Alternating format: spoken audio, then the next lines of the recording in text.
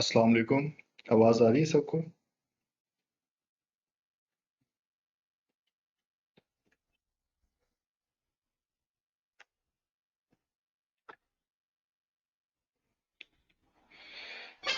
Okay जी।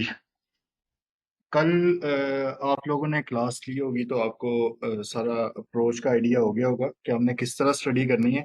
उसमें मैंने आपको बताया था कि हम जो प्रैक्टिकल प्रोसेस है उसके हिसाब से हम स्टडी अपनी करेंगे, जिसमें सबसे पहले प्लानिंग फेज आता है, फिर एग्जीक्यूशन, देन आपका जो कंक्लूजन का रिपोर्टिंग और अदर डिलीवरेबल्स का प्रोसेस आता है वो हम करेंगे। तो आज हम बिस्मिल्लाह करते हैं अपनी प्लानिंग फेज के साथ। और इसमें सबसे पहले ये वही सारी ग्रिड है जो आपके साथ कल शेयर भी की गई थी। तो उस हिसाब से हम इसको देख लेते हैं। अगर आप कहते हैं तो एक बार मैं फिर से आप लोगों के साथ इसको शेयर कर लेता हूँ। यहाँ पर हम ऐसे देख लेते हैं इसको।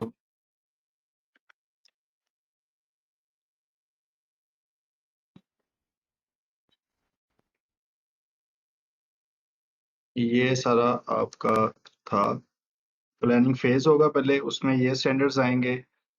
जैसे आज की क्लास में हम ये तीन स्टैंडर्ड्स इंशाल्लाह कवर करने की कोशिश करेंगे, मैक्सिमम जितना हो गया।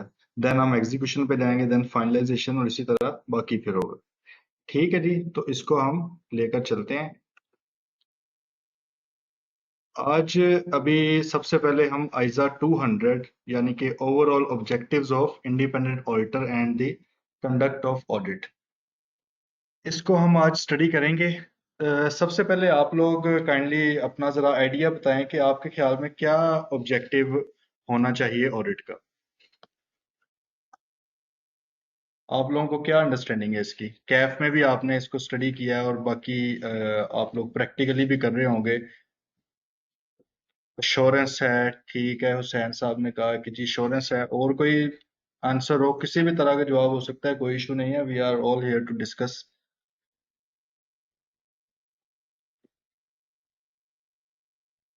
अच्छा, वो जहां फिरोज साहब ने सेंटेंस कंप्लीट कर दिया कि ये श्योरेंस है यूजर्स के लिए, यूजर ऑफ व्हाट, किस चीज के users? obtain reasonable assurance on subject matter, and what is the subject matter? FS, FS subject matter है आपके। ठीक है, माशाल्लाह, वैसे सबने सही जवाब दिया है, छोटे छोटे पीसेस में करके उसको, कि रीजनेबल अश्योरेंस है for users on subject matter. ठीक है, सही बात आपने की है जी। सब्जेक्ट मैटर के ऊपर आपने रीजनेबल अश्योरेंस देनी है। सब्जेक्ट मैटर आपके फाइनेंशियल स्टेटमेंट्स हैं। ठीक है, फाइनेंशियल स्टेटमेंट्स में आपका जो आप बनाते हैं as per applicable financial reporting framework, वो आपके फाइनेंशियल स्टेटमेंट्स हैं। उसके ऊपर आपने रीजनेबल अश्योरेंस देनी है। This is reasonable, not absolute assurance. Reasonable assurance देनी है कि हमारे मुताबिक ये जो फाइनेंशियल स्टेटमेंट्स हैं, they are they are showing a true and fair view of the affairs of the company. ये आ रहा होता है जी फाइनेंशियल स्टेटमेंट्स में। हमने इसके ऊपर अश्योरेंस देनी है कि हमारे ख्याल में इसमें कोई मटेरियल मिसस्टेटमेंट या कोई ऐसा फ्रॉड नहीं है जो हमारी नजर में आया हो। हमने इस चीज की अश्योरेंस देनी होती है। अच्छा, आप लोग काइंडली आप अगर मुझे बता सकें कि ज्यादातर लोगों का ऑडिट से मतलब कि आर्टिकल्स ऑडिट में है या कुछ टैक्स वगैरह के भी हैं? अगर तो हैं टैक्स के, तो मैं कुछ उनको थोड़ा सा बेसिक चीजें दिखा देता हूँ पहले, ताकि उनको बाकी प्रैक्टिकल चीजें देखने में भी फिर आसानी हो जाए। ऑडिट के हैं माशाल्लाह, ठीक है, सही है। और बाकी लोग ऑडिट में 3-4 मंथ्स पहले, ठीक है जी, सही। अच्छा, मैं आपको ना पहले फिर एक थोड़ा स्टार्ट करने से पहले बिल्कुल एक हम बेसिक सा आइडिया ले लेते हैं। बाकी तो इंशाल्लाह जैसे जैसे हम ड्यूरिंग द प्रोसेस चलेंगे तो जो जो रेलेवेंट स्टैंडर्ड्स होंगे उनकी हम एप्लीकेशन भी साथ साथ देखेंगे। और फिलहाल आप देखने के लिए ये वैसे मैं रेकमेंड भी आपको करूंगा कि लिस्टेड कंपनीज या जो बड़ी बड़ी कंपनीज होती हैं उनके आपने एनुअल रिपोर्ट्स लाजमी देखने हैं। उनके फाइनेंशियल्स आप देखा करें, उनके ऑडिट रिपोर्ट्स देखा करें। ये आपको मिल सकती हैं। आप उस पे जाएं, पाकिस्तान स्टॉक एक्सचेंज की वेबसाइट पर, और वहां पर आप जाकर इसको सर्च कर सकते हैं। ये आप dps.psx.com.pk इससे आप सर्च करेंगे तो आपको वहां पर मिल जाएंगी। ठीक है, ये फाइनेंशियल्स आप किसी भी कंपनी के, आपने लिस्टेड कंपनी के लेने हो तो बेहतर है। बाकी जाहिर है प्राइवेट कंपनी के भी होते हैं, लेकिन उसमें डिस्क्लोजर्स वगैरह भी कम होते हैं। लिस्टेड कंपनी के फाइनेंशियल्स देख लेना ज्यादा बेहतर होता है। इसी तरह मैंने ये लकी सीमेंट हैं, इनके मैंने ये फाइनेंशियल्स निकाले हैं कि आज आप लोगों के साथ थोड़ा सा इसका जो बेसिक चीजें हैं वो मैं आपको दिखा देता हूँ, आपको एक आइडिया हो जाए कि प्रैक्टिकली किस तरह चलता है। ये देखें जी, ये आपकी ऑडिटर की ऑडिट रिपोर्ट है। ये इन्होंने इशू की हुई है पीडब्ल्यूसी ने, एफ फर्गुसन के नाम से है जो पाकिस्तान में।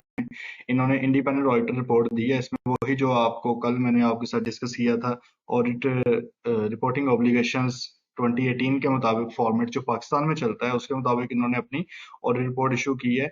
यहाँ पे टॉप पे पहले आ जाता है आपका कि किसको आप दे रहे हैं रिपोर्ट, ये टू दी मेंबर्स। आपका जो अभी आपने कहा था कि एंड यूजर्स को आपने देनी होती है अश्योरेंस, तो ये यूजर्स हैं फाइनेंशियल स्टेटमेंट के मेंबर्स जो शेयर होल्डर होते हैं कंपनी के। उसके बाद कंपनी का नेम आ जाएगा, यहाँ पे आप लिख देंगे कि कौन से ये किस तरह की रिपोर्ट है। ठीक है, यहाँ पहले आप ओपिनियन प्रेजेंट करेंगे अपना। ओपिनियन के बाद आपका बेसिस फॉर ओपिनियन कि आप फॉर एग्जांपल लेट्स से आप क्वालिफाई कर रहे हैं तो किस बेस पे कर रहे हैं, अगर आप अनमॉडिफाइड ओपिनियन दे रहे हैं तो किस बेस पे दे रहे हैं।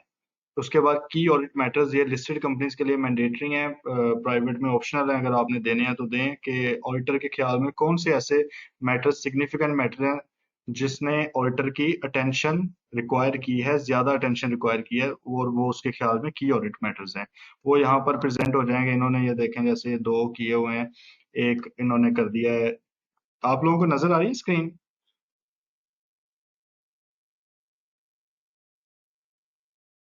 ज्यादा बस, ठीक है जी। यहाँ पे जैसे stock in trade and stores and spheres पे इन्होंने दी हुई है, थोड़ी सी ब्लर है। ब्लर है तो ब्लर का हम आई गेस अब क्लियर होनी चाहिए। ठीक है, इसी तरह इन्वेस्टमेंट सब्सिडरी के ऊपर उन्होंने एक कैम दिया हुआ है। ये जब हम आगे जाके चीजें सारी पढ़ेंगे डिटेल में तो आपको आइडिया मजीद हो जाएगा। अदर इंफॉर्मेशन जो आपका स्टैंडर्ड है आइजा 720, वो अदर इंफॉर्मेशन को डील करता है। इसमें आपकी हो जाती हैं जो डायरेक्टर्स रिपोर्ट वगैरह होती है उसके ऊपर ओपिनियन दिया हुआ है। Responsibilities of management and board of directors, उनकी रिस्पॉन्सिबिलिटी क्या होती है आज हम पढ़ेंगे भी आइजा 210 में टर्म्स ऑफ एंगेजमेंट में, कि एक प्रीमाइस सेट होता है मैनेजमेंट का, तो मैनेजमेंट की क्या रिस्पॉन्सिबिलिटीज हैं, सही है, वो भी हम यहाँ पे मेंशन करते हैं। ऑडिटर की रिस्पॉन्सिबिलिटी क्या है, ऑडिटर्स की रिस्पॉन्सिबिलिटी हम ये आइजा 200 में पढ़ेंगे कि ऑडिटर ने क्या करना होता है। प्लस ये इसमें कुछ चीजें हैं जो कंपनीज एक्ट रिक्वायर करता है और ऑडिटर्स रिपोर्टिंग ऑब्लिगेशन रेगुलेशन जो है वो रिक्वायर करती हैं, जैसे ये वाली चीजें हैं। इसमें ये ज़कात की बात आ गई है। ठीक है, ये अब मतलब कि इंटरनेशनली तो ये नहीं है चीजें, लेकिन ये पाकिस्तान में रिक्वायर्ड है। तो इस तरह एंड पे एंगेजमेंट पार्टनर का नेम आ जाएगा, यस उन्होंने जैसे बताया हुआ है नेम, और एंड पे साइन आ जाएंगे और डेट भी आ जाएगी। ये आपका रिक्वायर्ड फॉर्मेट है, सही है। अब हम आगे चलते हैं। बाकी ये देखें, बैलेंस शीट आ जाएगी, statement of financial position, then आपका पीएनएल आ जाएगी, cash flow, change in equity और एंड देन नोट्स। अच्छा जी, अब हम चलते हैं अपना फर्स्ट स्टैंडर्ड पे कि जी आइजा 200 क्या कहता है। अच्छा, इसको करने की अप्रोच ये है कि आप लोगों ने साथ स्टैंडर्ड्स को भी ओपन करना है। स्टैंडर्ड्स है ना सबके पास अवेलेबल, अपडेटेड स्टैंडर्ड्स। वैसे स्टैंडर्ड्स के अंदर तो कोई चेंजेस नहीं आई, लेकिन स्टिल अपडेटेड ही होने अच्छे, अच्छा होता है अपडेटेड चीज होना। आप लोगों के पास अवेलेबल है? सॉफ्ट में है, ठीक है। वैसे आई रिकमेंड कि आप लोगों के पास हार्ड में स्टैंडर्ड्स होने चाहिए, क्योंकि मेरा अपना एक पर्सपेक्टिव है कि आई कैप ने अगर आपको ओपन बुक पॉलिसी दी है तो उसने कुछ सोच के दी है, और आपको भी उससे फायदा उठाना चाहिए। मोस्टली या कुछ टीचर्स जो जिनको मैंने स्टडी किया है, जिनको वहां से मैंने पढ़ा है जिनसे, उनके ख्याल में मोस्टली ये होता है कि जी आप सिर्फ बुक को ओपन ही ना करें, इससे आपका टाइम वेस्ट होगा, आप सिर्फ प्रैक्टिस पे जोर दें। ठीक है, उनका पर्सपेक्टिव भी जाहिर है, उनका एक एक्सपीरियंस है, सही है पर्सपेक्टिव, लेकिन मेरे ख्याल में आपको अगर एक अपॉर्चुनिटी दी गई है तो why don't you take it. आप उसको भी लेकर चलें। स्टैंडर्ड्स अगर आपको ओपन करने की इजाजत है तो उसको आप इस तरह स्टडी करें कि आपको बहुत ज्यादा मेहनत की जरूरत ना पड़े, आप स्मार्ट वर्क करें। आपको स्टैंडर्ड्स में पता होगा कोई चीज कहाँ पे लिखी हुई है, इनको रट्टा लगाने की, क्रैम करने की बिल्कुल भी नीड नहीं है। You just have to study them. आप इनको कुछ 3-4 बार जब पढ़ेंगे, जस्ट एज अ नॉवल, ये मेरी रिकमेंडेशन है कि आप बिल्कुल जिस तरह एक नॉवल पढ़ते हैं, कोई बुक पढ़ते हैं, आप इस तरह इसको पढ़े। 4-5 बार भी आप पढ़ लेंगे बैठे बैठे, कोई इतने बड़े स्टैंडर्ड्स नहीं है। तो उसमें से भी फिर जो इम्पोर्टेंट पैराग्राफ्स हैं, ये मैंने अपने एक्सपीरियंस की बेस पे मैंने यहाँ पे हाईलाइट भी हर किसी में किए हुए हैं। तो वो आप वो वाले भी इनको खास तौर पर देख लीजिएगा, बाकी को बस एक नजर जरा उनसे गुजार लें, ताकि अगर कोई अनएक्सपेक्टेड चीज या अनफोर्सीन चीज आ जाती है तो फिर क्या होगा। ठीक है। अच्छा, ये क्वेश्चन पूछा है इन्होंने कि जिस स्टैंडर्ड के इंपॉर्टेंट पैराग्राफ्स का पता और हाईलाइटेड हो तो आई थिंक फिर हेल्पफुल होगा। बिल्कुल जी, ये मैंने जैसे बताया कि मैं कुछ तो हाईलाइट किए हैं हर स्टैंडर्ड के स्टार्ट में, इसी तरह आपको इंशाल्लाह मिलेंगे। ये आपने लाजमी देख लेने हैं। बाकी इसके अलावा भी आप एक नजर ही मार लेंगे ना, तो वो आपको इंशाल्लाह इतनी जल्दी नहीं भूलने वाला। अच्छा, कैन वी अंडरलाइन और हाईलाइट ऑन स्टैंडर्ड्स? बिल्कुल, आप हाईलाइट कर सकते हैं, अंडरलाइन भी कर सकते हैं। ज्यादा लिखने की जरूरत नहीं है, ज्यादा आप लिखेंगे तो वो आई कैप अलाउ नहीं करता। लेकिन आप उन पे कोई हल्का फुल्का मार्क या हाईलाइट वगैरह थोड़ा बहुत कर सकते हैं, उसमें कोई खास इशू नहीं है। 16 17 वाले स्टैंडर्ड बिल्कुल वही आप यूज कर सकते हैं, but you have to use ethics, code of ethics for 2019 only. वो आपने सिर्फ वो वाला लेके जाना है, उसके अलावा प्लीज कोई भी वहां पर आपने नहीं टेस्ट करना। सही है। अच्छा, अब हम चलते हैं जी आइजा 200 की तरफ। आप लोगों ने जैसे बताया कि हमारा असल पर्पस जो है वो ओपिनियन देना है, तो इसमें आइजा 200 कहता है कि जी this ISA deals with the independent auditors overall responsibilities when conducting audit of financial statements. Overall responsibilities क्या होनी चाहिए, जैसे कि अभी मैंने आपको यहाँ पर आपको दिखाया था कि ऑडिट रिपोर्ट के सेक्शन में भी ऑडिटर्स की रिस्पॉन्सिबिलिटीज का एक सेक्शन आता है। ठीक है, ये वाला जो है, इसमें आपने ऑडिटर की रिस्पॉन्सिबिलिटी बतानी होती है। ये बेसिकली ये आइजा 200 से डिराइव होता है कि ऑडिटर की असल में रिस्पॉन्सिबिलिटीज हैं क्या। इनको हम देख लेते हैं। सबसे पहले हम डिस्कस करते हैं ऑडिट ऑफ फाइनेंशियल स्टेटमेंट्स। आपको पता है कंपनीज एक्ट जो है 2017, वो ये कहता है कि हर कंपनी ने ऑडिट जरूर करवाना है, सिवाय ऐसी कंपनी जिनका कैपिटल लेस देन 1 मिलियन हो। वो अनऑडिटेड भी financial statements, unaudited financial statements भी वो सबमिट करवा सकती हैं। मैंडेटरी नहीं है उनके लिए ऑडिट करवाना, लेकिन रिकमेंड किया जाता है कि वो भी करवाएं। Why? To gain reasonable assurance on the subject matter. Subject matter means financial statements. ठीक है जी। तो as per companies act eligible companies मतलब है तमाम companies, whether they are SMC, private, public listed और unlisted, whether they are NPO or guarantee limited companies, all companies have to get their accounts audited from statutory auditor. सही है, external auditor से आपने करवाना है। तो उसी को फिर मद्देनजर रखते हुए ये जी सारा ऑडिट का स्कीम चल रही है पाकिस्तान में अभी तक। जनरली स्पीकिंग के जो चार्टर्ड अकाउंटेंट्स हैं मोस्टली वही ऑडिट करते हैं, अनलेस अगर आपका कैपिटल 3 मिलियन तक का हो तो फिर आप किसी आईसीएमए से भी करवा सकते हैं। सही है। अच्छा, पर्पस ऑफ एन ऑडिट अब क्या है? पर्पस आप लोगों ने ऑलरेडी बता दिया होगा कि जी रीजनेबल एश्योरेंस देनी है। एश्योरेंस से मुराद यही होता है कि to enhance the degree of confidence of intended users. Intended users कौन है? The shareholders of the company. उनका अपने कॉन्फिडेंस इंक्रीज करने के लिए आप कहते हैं कि अपना ओपिनियन जब देते हैं, लेट्स से आप कहते हैं कि there is no material misstatement, तो वो उनका कॉन्फिडेंस आ जाता है अपनी कंपनी पर, अपने दोस्त चार्ज विद गवर्नेंस पर जो लीड कर रहे हैं इसको, कि जी आपका ऑपरेशन सही चल रहे हैं, आपका पैसा सही हाथों में है, ये उनको कॉन्फिडेंस मिल जाता है। ठीक है। ये उसने बताया भी है, this is achieved by the expression of an opinion by the auditor of on whether the financial statements are prepared in accordance with an AFRF. AFRF applicable financial reporting framework, इसका मैं अभी आपको बताता हूँ। वो ये कह रहे हैं कि जी आपने एक ओपिनियन एक्सप्रेस करना है। This opinion can be unmodified, it can be modified, it can be a qualified opinion, it can be an adverse opinion, or you can also give disclaimer of opinion कि जी मैं इस पे opinion दे ही नहीं रहा। This is in extreme circumstances। ठीक है, ये सब आपने करना है और आपने रेलिवेंट एथिकल रिक्वायरमेंट्स को मद्देनजर रखते हुए ये करना है। रेलिवेंट एथिकल रिक्वायरमेंट्स में कुछ तो आपके लोकल गाइडलाइंस होती हैं, जैसे आईकैप का कोड ऑफ एथिक्स है, वो भी आपने फॉलो करना है। इसके अलावा जो आपका जो ISQC 1 है, उसको भी आपने फॉलो करना होता है। इसके अलावा जी आगे आ जाएं आप, बेसिस ऑफ ऑडिट ओपिनियन। अब जो आपने ऑडिट ओपिनियन देना है, उसकी बेसिस क्या होती है? ऑडिट ओपिनियन की just a second, there is a question. Okay, ठीक है। अच्छा, ऑडिट ओपिनियन की बेसिस क्या है? आप देखेंगे, आप कोई भी जब काम करने जाते हैं, आप ऑडिट को फिलहाल चाहे माइंड से निकाल दें, आप कोई भी काम करने जाते हैं तो आपके पास जो कंक्लूसिव आप एक चीज बात करते हो, कोई भी आर्गुमेंट देते हो, उसके पीछे आपके पास कोई ना कोई बेसिस होती है।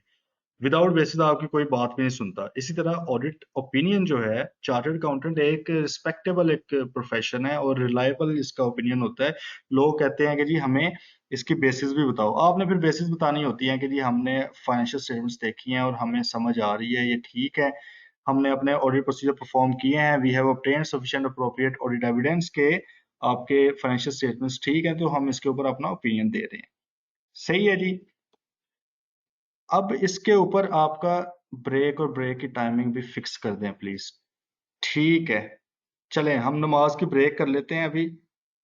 7:18 हो गए हैं, तो हम 7:30 तक नमाज ब्रेक।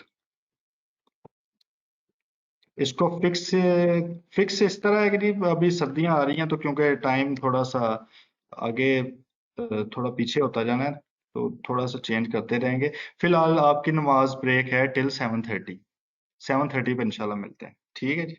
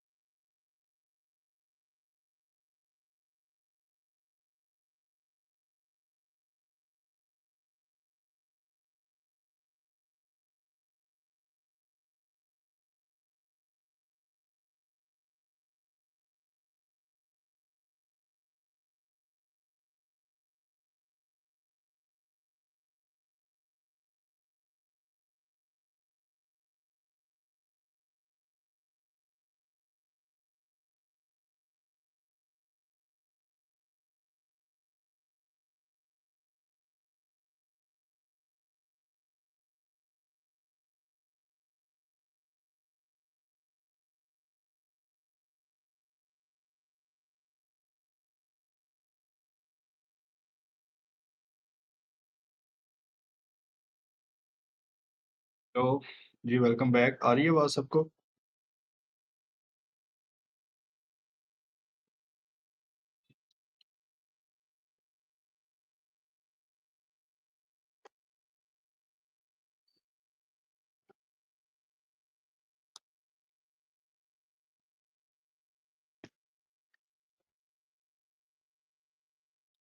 चलें जी, आगे हैं। अब हम आगे इसको डिस्कस करते हैं। जैसे हमने डिस्कस किया कि एक ऑडिट ओपिनियन हमने देना होता है, उसकी बेसिस हमारे पास स्ट्रॉन्ग बेसिस होनी चाहिए, किस बेस पे हम दे रहे हैं। स्पेशली बेसिस तब स्ट्रॉन्ग होनी चाहिए प्रैक्टिकली स्पीकिंग, जब आपने रिपोर्ट को क्वालिफाई करना हो या डिस्क्लेम करना हो, तब आपकी बेसिस बहुत स्ट्रॉन्ग होनी चाहिए। अदरवाइज उसमें आप इस तरह का ओपिनियन, सख्त ओपिनियन, हार्श ओपिनियन नहीं दे सकते। अच्छा, प्रोफेशनल जजमेंट एंड स्केप्टिसिज्म, ये शुरू से हम लोग सीखते आ रहे हैं, पढ़ते आ रहे हैं कि जी एक ऑडिटर को हमेशा प्रोफेशनली उसको अपनी जजमेंट भी देखनी चाहिए और स्केप्टिसिज्म को भी देखना चाहिए, एक स्केप्टिकल अप्रोच रखनी चाहिए।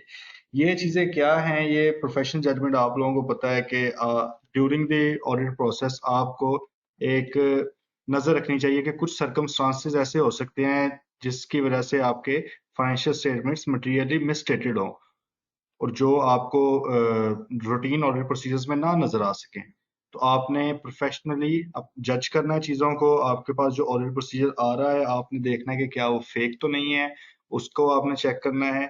तो इसी तरह आपकी स्केप्टिसिज्म भी है। स्केप्टिसिज्म में ये चीज होती है कि आपने स्केप्टिकल रहना है ड्यूरिंग द प्रोसेस। कहीं पे भी हो सकता है कि आपके पास कोई फ्रॉड का अंदेशा हो, कोई मटेरियल मिसस्टेटमेंट हो, वो ना मिस हो जाए, वो सारी चीजें आपने देखनी है। इसके बाद जी आइजा 200 कहता है कि आपने कंप्लाई करना है with relevant ethical, with relevant requirements of all ISAs. ये बात बड़ी जरूरी है कि आपने तमाम आपके जितने भी इंटरनेशनल स्टैंडर्ड्स ऑफ ऑडिटिंग है, आपने सबके साथ कंप्लाई करना है। अगर आप नहीं कर पाते कंप्लाई, तो तब आप अपनी रिपोर्ट में ये नहीं लिख सकते कि हमने ये ऑडिटिंग स्टैंडर्ड्स के हिसाब से रिपोर्ट प्रेजेंट कर रहे हैं। ठीक है, वो लिखने के लिए आपके सारे आइजाज की कंप्लायंस जरूरी है, अनलेस कोई आइजा ऐसा हो कि वो रेलेवेंट ही नहीं है। लेट्स से कि आपका मतलब कोई छोटी कंपनी है, वो नॉट अ ग्रुप, सही है। तो अगर अब वो ग्रुप नहीं है, तो जो ग्रुप के स्टैंडर्ड्स हैं उसको कवर करते हैं, वो आपके रेलेवेंट नहीं होंगे, तो उनको आप छोड़ भी सकते हैं। सही है, अनलेस आपने जितने भी स्टैंडर्ड्स हैं उनको आपने देखना होता है। ये एक एग्जांपल थी बस। आपका इसी तरह ये जैसे बताया कि not relevant because it is conditional and the condition does not exist, इस तरह के कुछ स्टैंडर्ड्स हो सकते हैं। बल्कि जब आप ऑडिट करते हैं तो उसमें बहुत से इस तरह के स्टैंडर्ड्स आ जाते हैं। लेट्स से आपका जो सर्विस ऑर्गेनाइजेशन का स्टैंडर्ड है, फॉर एग्जांपल कंपनी ने कोई सर्विस ऑर्गेनाइजेशन हायर ही नहीं की हुई, तो आपका जो आइजा 402 है वो तो फिर एप्लीकेबल ही नहीं होगा, वो रेलेवेंट नहीं होगा आपसे, तो आप उसको नहीं करेंगे। ठीक है, इसी तरह आपका इंटरनल ऑडिट का जो स्टैंडर्ड है, वो अगर आपकी छोटी ऑर्गेनाइजेशन है, उसके अंदर इंटरनल ऑडिटर ऑडिट फंक्शन ही नहीं है, तो आइजा 610 इम्प्लीमेंट करने की आपको नीड नहीं है। सही है, आगे हम चलते हैं जी। रिस्पॉन्सिबिलिटीज ऑफ मैनेजमेंट, जैसे मैंने आपको ऑडिट रिपोर्ट में भी यहाँ पर दिखाया था कि जिस तरह रिस्पॉन्सिबिलिटीज ऑफ ऑडिटर है, इस तरह रिस्पॉन्सिबिलिटीज ऑफ मैनेजमेंट भी होती है। वो आपने यहाँ पर भी ब्रीफली मेंशन करना होता है, लेकिन ऑब्वियसली आप उसको भी लेकर देख कर चलते हो। तो क्या रिस्पॉन्सिबिलिटीज हैं? सबसे पहली रिस्पॉन्सिबिलिटी तो ये है कि जी for the preparation of financial statements. ठीक है, ये सबसे बड़ी एक रिस्पॉन्सिबिलिटी है मैनेजमेंट की। ऑल दो प्रैक्टिकली जब हम लोग ऑडिट पर जाते हैं, तो हम लोग ही बना रहे होते हैं फाइनेंशियल स्टेटमेंट्स भी, राइट? आप लोग भी बनाते हो फाइनेंशियल स्टेटमेंट्स अपने क्लाइंट पे जाके? चैट बॉक्स में काइंडली थोड़े से साथ साथ हाथ भी चलाने हैं, ताकि बोरिंग होके आप लोग सो न जाओ, तो साथ साथ आप इंटरेक्ट भी करें। ठीक है, आप लोग भी बनाते हो, मोस्टली यही चलता है। Although this is not our responsibility, this is not the responsibility of auditor, this is the responsibility of management और those charged with governance, जिसको premise of audit भी कहते हैं। सही है, आपने फाइनेंशियल स्टेटमेंट्स बनानी है as per in accordance with the applicable financial reporting framework। Now what is the applicable financial reporting framework? इसकी यहाँ पर डेफिनेशन ये दी हुई है कि financial reporting framework adopted by management and where appropriate those charged with governance in preparation of financial statements that is applicable in view of the nature of entity and the objective of the financial statements or that is required by law or regulation. अच्छा, आप लोगों को mostly यहाँ पर पता होगा कि पाकिस्तान में फाइनेंशियल स्टेटमेंट्स किस हिसाब से बनती हैं, कौन से स्टैंडर्ड से बनती हैं? आइडिया आप लोगों को? पाकिस्तान में जो फाइनेंशियल स्टेटमेंट्स हैं वो डिफरेंट स्टैंडर्ड्स हैं। जैसे एक तो आपका हो गया आईएफआरएस, देन आपके आईएफआरएस फॉर एसएमईज हो गए, देन आपके आईएफआरएस फॉर एसएसईज हो गए, देन आपके जो एनपीओ स्टैंडर्ड्स हैं वो हो गए। ठीक है, ये डिफरेंट तरह के स्टैंडर्ड्स हैं ये, प्लस इसमें आपका क्या होता है, कंपनीज एक्ट। ये सही अभी किसने बताया था, कंपनीज एक्ट। इनके मुताबिक आपके स्टैंडर्ड्स आपके सॉरी फाइनेंशियल स्टेटमेंट्स बनती हैं। अब कंपनी, ये कौन सा स्टैंडर्ड किसके ऊपर लगना है ये कौन बताता है? ये भी आपका कंपनीज एक्ट बताता है। कंपनीज एक्ट के अंदर एक है आपका थर्ड स्केड्यूल।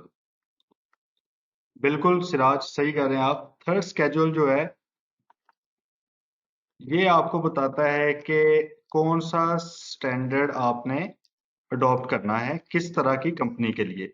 फॉर एग्जांपल, अच्छा, दो तरह के फिर आगे स्टैंडर्ड होते हैं। थर्ड स्केड्यूल में तो आपको ये पता लगता है ना कि स्टैंडर्ड आपने जो है स्केड्यूल अपनाना कौन सा है। फिर आगे दो स्केड्यूल हैं, एक है आपका फोर्थ स्केड्यूल, देन एक है आपका फिफ्थ स्केड्यूल। फोर्थ स्केड्यूल लगता है लिस्टेड कंपनीज पे। ये जनरल मैं आपको बता रहा हूँ, लिस्टेड कंपनीज पे फोर्थ स्केड्यूल लगता है। उसके अलावा आपकी जो कंपनीज हैं उनके ऊपर आपका फिफ्थ स्केड्यूल लगता है। तो ये आपका एप्लीकेबल फाइनेंशियल रिपोर्टिंग फ्रेमवर्क बन जाता है। ये मिलाकर इसमें से जो भी हो रिक्वायर्ड और प्लस आपका जो भी स्केड्यूल लगना है वो लगाकर आपका एप्लीकेबल फाइनेंशियल रिपोर्टिंग फ्रेमवर्क बन जाता है। अच्छा, ये जो एप्लीकेबल फाइनेंशियल रिपोर्टिंग फ्रेमवर्क है इसके साथ कंप्लायंस भी आपने शो करनी होती है।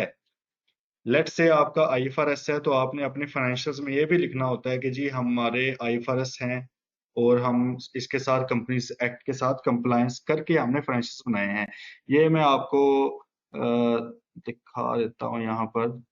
ये जैसे फाइनेंशियल्स ही हैं, यहाँ पर आपकी ये फाइनेंशियल पोजीशन आ गई, ये आ गई यहाँ पर आपके। हाँ जी, ये रखें, हाईलाइटेड भी है इसमें। स्टेटमेंट ऑफ कंप्लायंस में जाकर आप लोग इसको, ये मोस्टली स्टार्ट के नोट्स में ही आ जाता होता है। यहाँ पर आप लिखते हो कि जी दीज कंसोलिडेटेड फाइनेंशियल, ये तो वो ग्रुप की थी इसलिए है, have been prepared in accordance with the accounting and reporting standards as applicable in Pakistan. This is आपका AFRF, applicable financial reporting framework. Accounting and reporting standards applicable in Pakistan comprise of what? IFRS issued by IASB and notified under the Companies Act and provisions of the directives issued under the Act. The Act से मुराद Companies Act। वही कोई इसके listed company है, fourth schedule इसके ऊपर लग जाएगा।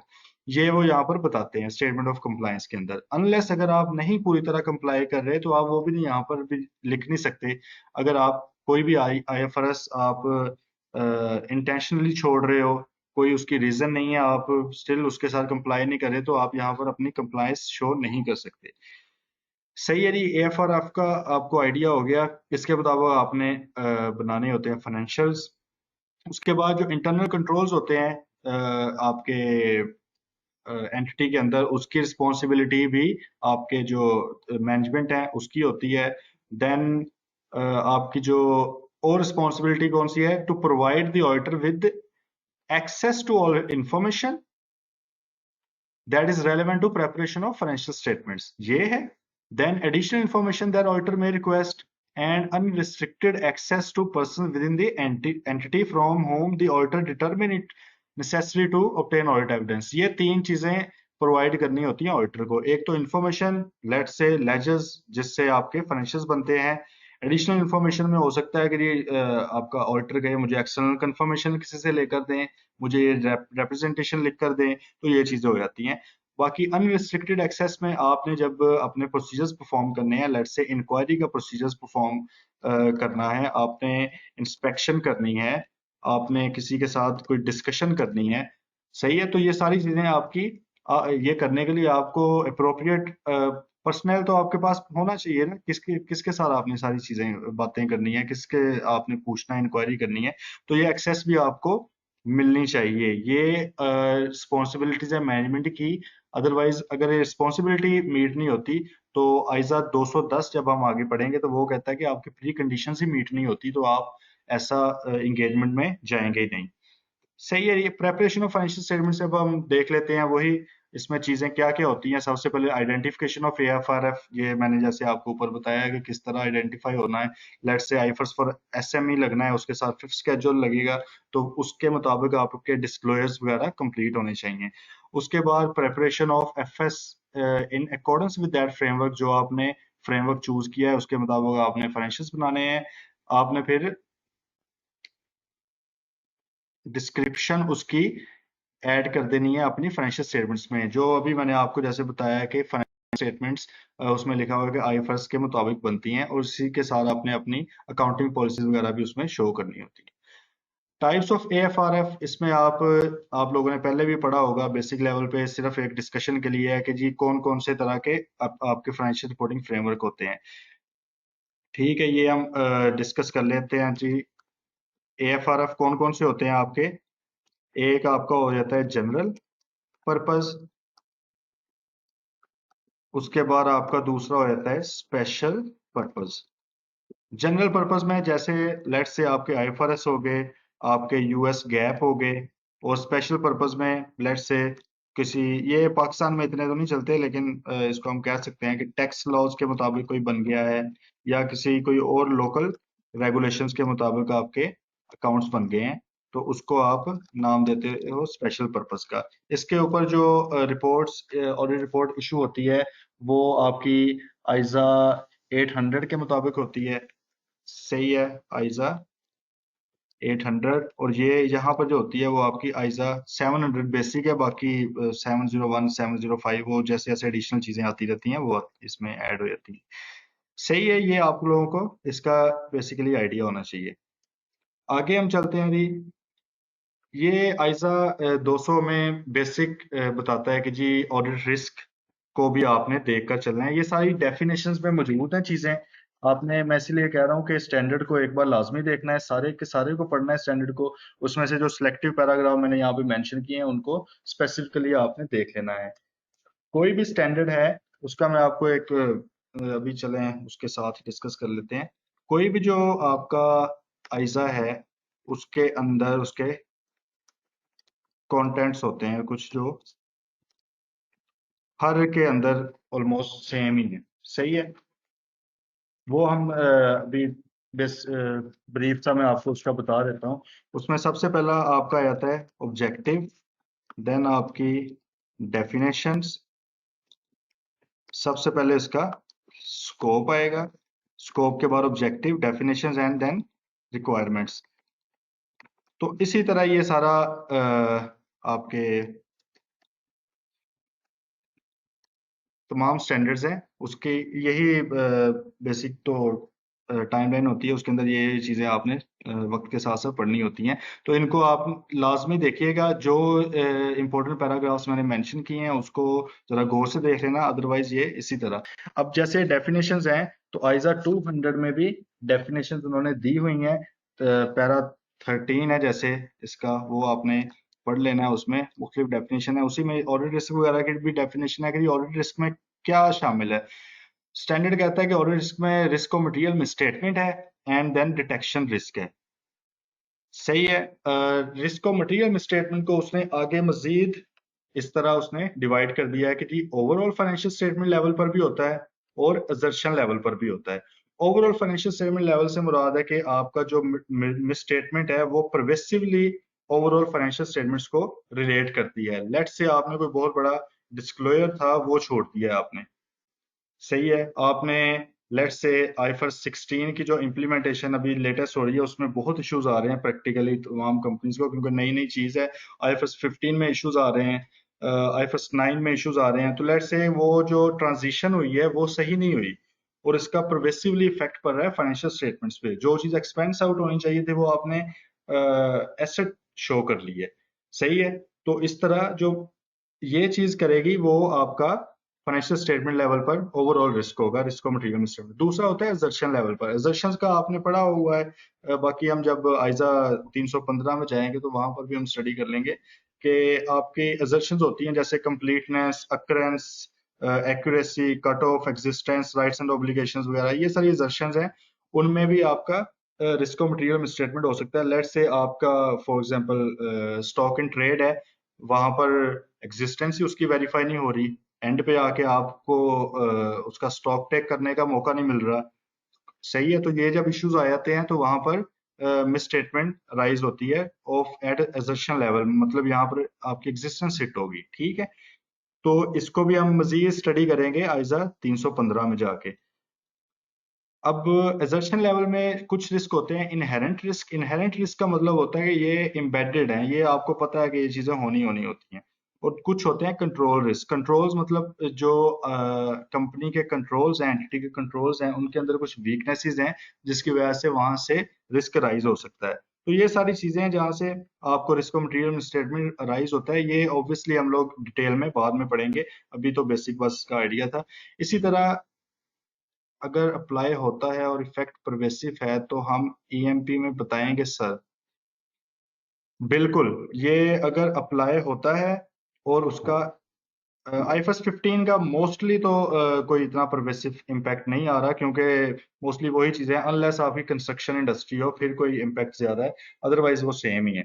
आईफएस 9 का बेशक जो आपके स्पेशली बड़े बड़े आपके जो ब्रोकर्स वगैरह हैं उनके तो अच्छा भला इम्पैक्ट आता है। इसको आपने फिर एम्फसिस ऑफ मैटर पैराग्राफ आपने देना है, उसमें आपने इसको डिस्क्लोज करना है। और एम्फसिस ऑफ मैटर पैराग्राफ ही होगा क्योंकि ऑब्वियसली उन्होंने ऑलरेडी चीज को डिस्क्लोज किया है, आपने सिर्फ उसके ऊपर एम्फसिस देकर यूजर्स को बता देना है, तो बिल्कुल आएगा उसके ऊपर।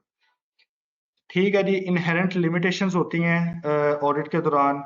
इससे मुराद ये है कि बेशक हम लोग चीजें देखते हैं जाकर, ऑडिटर का काम है चीजों को खंगालना, अच्छी तरह देखना, लेकिन still there are some inherent limitations जिसकी वजह से हो सकता है कि कोई ऐसी मिसस्टेटमेंट हो जो हम मिस कर जाएं, जो हमें पता ना चले, या फ्रॉड इतना सोफिस्टिकेटेड तरीके से हुआ हो कि हमें उसका पता ही ना चले। ठीक है। तो ये कुछ इश्यूज हैं जो इनहेरेंट हैं आपके ऑडिट प्रोसेस के दौरान। तो ये आप जितना मर्जी कोशिश कर लें, जितने मर्जी अच्छी टेक्नोलॉजी के साथ जाएं, कुछ ना कुछ होता है।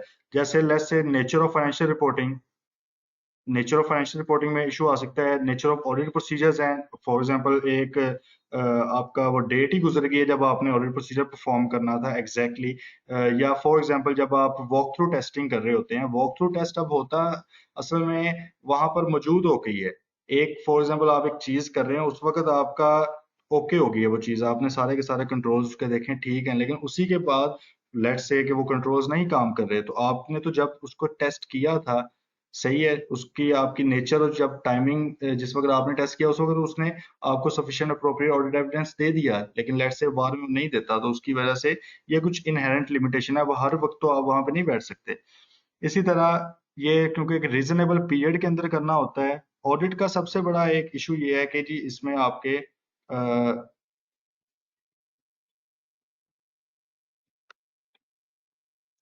अच्छा, ये sir nature of auditors procedures दोनों में क्यों आ रहा है, एक डायरेक्शन डिटेक्शन इसमें भी, इनहेरेंट लिमिटेशन भी।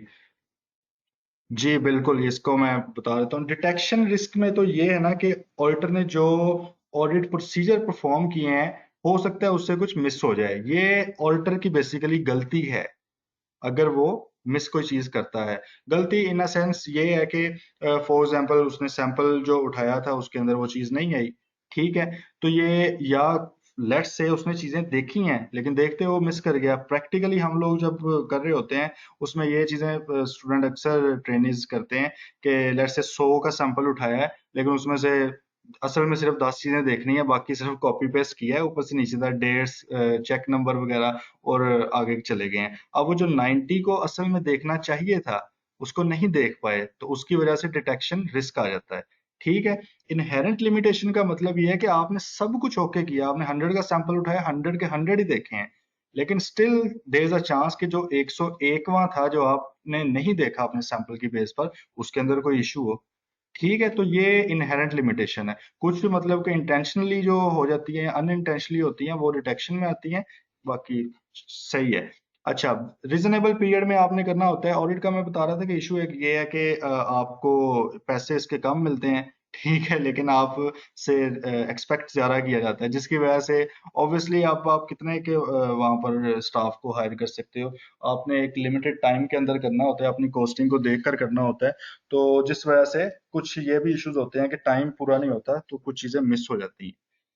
ठीक है जी, ये सारा आपका बेसिक है आइजा 200। इसमें से सिर्फ एक बार क्वेश्चन आया है, ये सिर्फ एक जनरल स्टैंडर्ड है। आज इसको पढ़ाने का अभी पर्पस भी यही था, और थोड़ा सा डिटेल में मैंने इसलिए डिस्कस कर लिया कि अभी स्टार्ट वाले लेक्चर्स में बाद में स्पीड मजीद पकड़ेंगे इंशाल्लाह। तो इसको यही था कि आपको एक बेसिक आइडिया हो जाए। इसमें से क्वेश्चन आया सिर्फ एक बार है, विंटर 18 का, सॉरी विंटर आई गेस 8 का क्वेश्चन है। विंटर 2008 का क्वेश्चन है जी, क्वेश्चन 5 का 1। ये आपने अपने पास जो है पास पेपर्स वगैरह रखे हैं। वैसे मैंने समर 11 में रखा हुआ है। अच्छा, ये क्वेश्चन है कि नेचर टाइमिंग एंड एक्सटेंट। सही है, नेचर टाइमिंग एंड एक्सटेंट, ये अच्छा क्वेश्चन है। ये आपको पूरे जितना भी हमारा ऑडिट का प्रोसेस चलेगा, जितने भी स्टैंडर्ड्स हैं, सब के अंदर ये चीज बार बार आपको सुनने को मिलेगी। नेचर का मतलब होता है कि जी एक प्रोसीजर है, क्या वो वहां पर परफॉर्म करना भी चाहिए या नहीं। लेट्स से एक्सपेंसेस हैं, एक्सपेंस के ऊपर आप कभी भी उसकी एग्जिस्टेंस को वेरीफाई नहीं करते। कहने का पर्पज ये है कि आप इसकी कंफर्मेशन नहीं भेजते कभी भी पार्टी को जिससे आपने एक्सपेंस किया है। आप सिर्फ ये चेक करते हो कि क्या ये एक्सपेंस रेलेवेंट पीरियड में हुआ है, सही है, क्या ये expense relevant head of account में क्लासिफाई हुआ है, क्या इसकी जो पेमेंट है वो सही तरह हुई है, जो मतलब बैंक के थ्रू हुई है। अगर हम लोकल लॉज वगैरह भी इसमें देखते हैं ना, वही 25,000 वगैरह वाला, 15,000 का, वो हम चीजें देख लेते हैं। ये है नेचर। अब आप मतलब एक्सपेंस के ऊपर कंफर्मेशन नहीं भेज सकते। इसी तरह आप जो ईयर एंड बैलेंसेस है उसके ऊपर कुछ आपके जो होते हैं ऑडिट प्रोसीजर्स होते हैं, लेट्स से सबसे पहले आपने कंफर्मेशन भेजनी है, देन आपने कंफर्मेशन अगर नहीं आती तो तब आपने सब्सिक्वेंट वेरिफिकेशन करनी है। अगर वो भी नहीं आती, ये तरतीब में चलेंगी ये चीजें, ठीक है। अगर वो भी नहीं होती देन आपने इनवॉइस टेस्टिंग करनी है। ये अब नेचर है कि आपने कहाँ पर कौन सा प्रोसीजर परफॉर्म करना है। अब ये प्रोसीजर आप एक्सपेंस पर नहीं परफॉर्म करते, या आप ईयर एंड बैलेंसेस पर परफॉर्म करते हैं। ठीक है। टाइमिंग से मुराद ये है कि जी आप किस टाइम वो प्रोसीजर परफॉर्म कर रहे हैं। लेट्स से जो स्टॉक टेक है आपका, स्टॉक टेक आपने कब करना है, stock take at year end आपने करना है। अब ये तो नहीं हो सकता कि जी आप ईयर से पहले कर लें। अब ईयर से पहले करेंगे तो देन उसका जो स्टॉक की अमाउंट और उसकी जो क्वांटिटी एट ईयर एंड है, वो तो नहीं वेरीफाई हुई। सही है ना। समझ रहे हैं आप कि उसकी जो एग्जिस्टेंस को आपने टेस्ट करना था, उसके दर्शन को, वो तो नहीं टेस्ट हो सकी। आपने तो पहले ही परफॉर्म कर लिया है। या लेट्स से आपका ईयर एंड है 30 जून, ठीक है जी। आपने जो परफॉर्म किया है स्टॉक टेक, स्टॉक टेक आपने परफॉर्म कर दिया है लेट्स से 5 जुलाई को। अब 5 जुलाई को परफॉर्म किया है तो जी जो जो 5 दिन के अंदर जो ट्रांजेक्शन वगैरह हुई है, जो मूवमेंट हुई है स्टॉक की, उसको कौन देखेगा।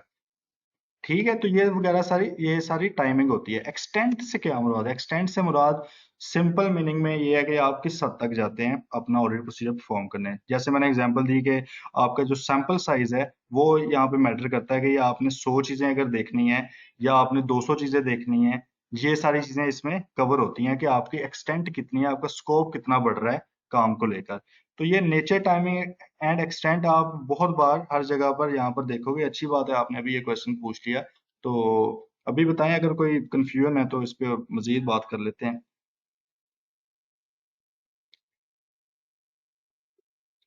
क्लियर? चलें जी, ठीक है। ओके। अच्छा, अब हम चलते हैं।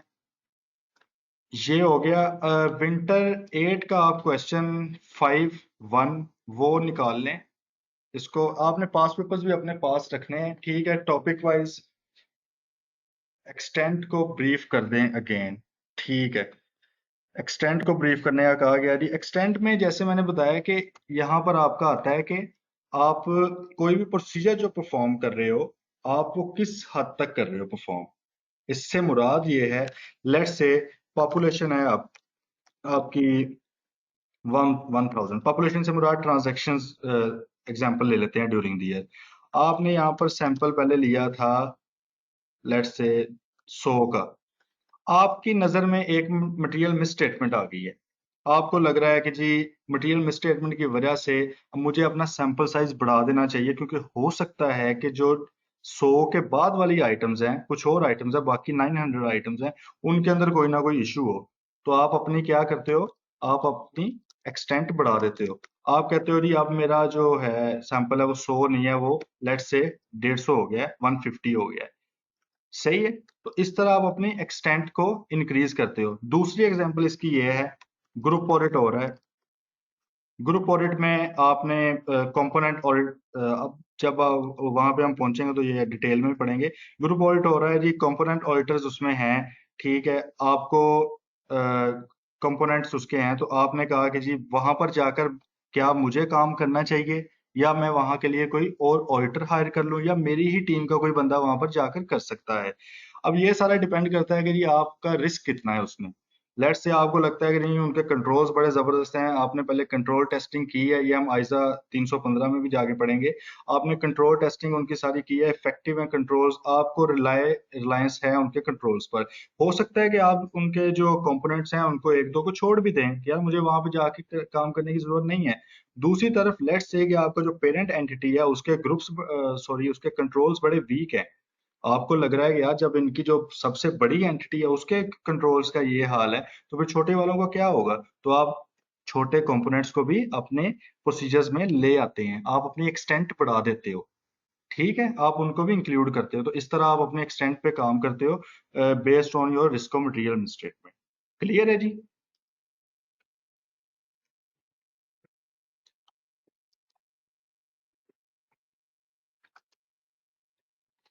सही है। चलें, विंटर 8 का क्वेश्चन 5 पार्ट 1 है। बड़ा एक ही बार ये क्वेश्चन है, तो इतना कोई मतलब डिफिकल्ट क्वेश्चन भी नहीं है। उसमें उन्होंने क्या पूछा है, उन्होंने कहा है कि जी अगर तो आप लोगों के पास है तो उसको ओपन कर लें, वरना मेरे पास हार्ड में है फिलहाल, तो मैं पिक्चर उसकी नहीं शेयर कर सकता है।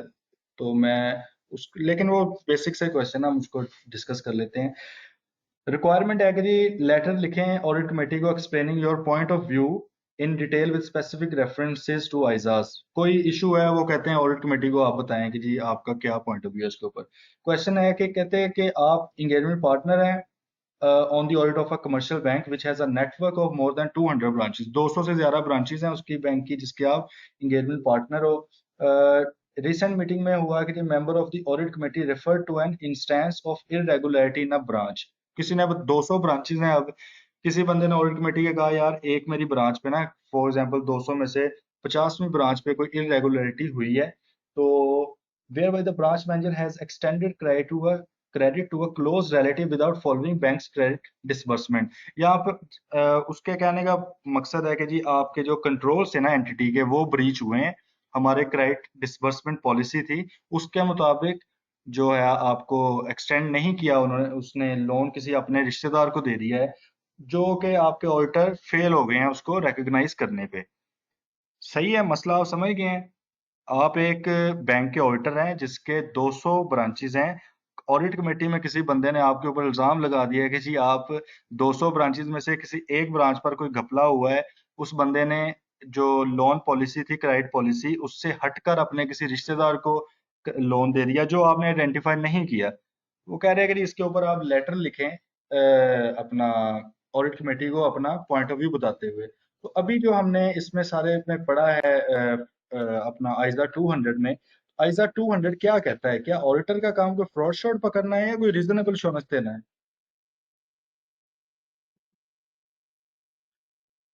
बताएं जी। अभी हमने डिस्कस किया था, ऑडिटर का काम क्या है? वहां पे एब्सोल्यूट श्योरेंस देना है। क्या ऑडिटर का काम ये था, कहता है कि जी 200 की 200 ब्रांचेस में बेहतरीन चल रहा है सब कुछ, कोई मसला नहीं है, ये कहना था उसका पर्पस? नहीं, उसका मकसद है सिर्फ एक रीजनेबल श्योरेंस देना। रीजनेबल श्योरेंस में आप लोग माशाल्लाह सारे ऑडिटर हो, आप लोगों ने देखा होगा कि हमारा बेस ऑन आवर रिस्क और मटेरियल स्टेटमेंट, और हमारी जो प्लानिंग सारी होती है उसकी बेस पर हमारा 15, 20, 30, 30% इतना हमारा सैंपल होता है मोस्टली। जहां पर बहुत ज्यादा रिस्क हो वहां पर हम सैंपल ज्यादा रखते हैं। एम आई राइट?